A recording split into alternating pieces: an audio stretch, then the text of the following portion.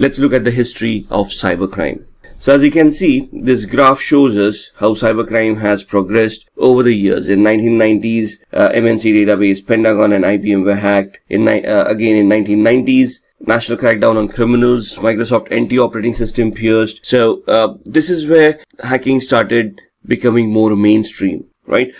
Before this, hacking was very much limited to organizations who used computers. But in the late 80s, internet happened, and then we had e-commerce coming in, which basically led to our online retail stores, online banking, and online data stores as well, which then led to criminals hijacking this data or hijacking your money and trying to steal it on the internet itself. In 2001, cybercriminals launched attacks against eBay, Yahoo, CNN, Amazon, and other organizations. 2007, this was where one of the biggest bank hacks had happened. Swedish bank Nordea, they recorded at least $1 million being stolen in 3 months from 250 accounts.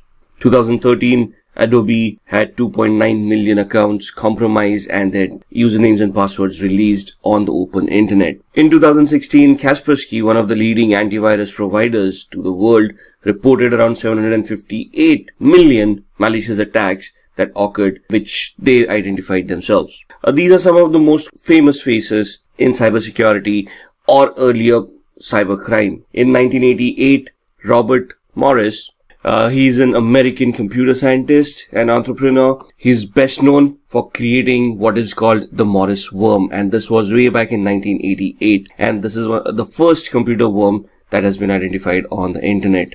Kevin Lee Polson, in 1990, he was accused of hacking into a Los Angeles radio station called KIIS-FM, where there was a contest going on, and if you're a particular number of caller and give a correct answer, you're supposed to win a Porsche 944.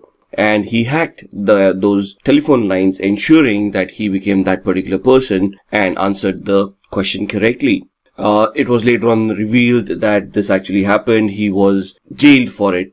Then comes David Smith. He created the Melissa virus. Now, Melissa virus, one of the most dynamic viruses known, around March 1999. That's when this happened. This virus was released, and this was a macro-based virus which affected Microsoft Word and Outlook-based files.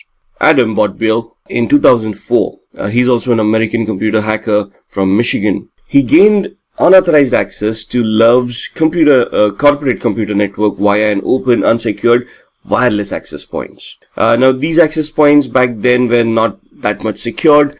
These people were able to identify it. What they tried to attempt by doing that was gain access to the company's network and install a software which would then help them capture credit card information of that organization. Right, and this was later on identified as well, and he was prosecuted for that crime and got jailed. Just a matter of trivia, Kevin Lee Polson, he was one of the first people found guilty and was banned from using computers and the internet for 3 years after his release. In today's world, we cannot even imagine living without the internet. This guy lived for 3 years without it.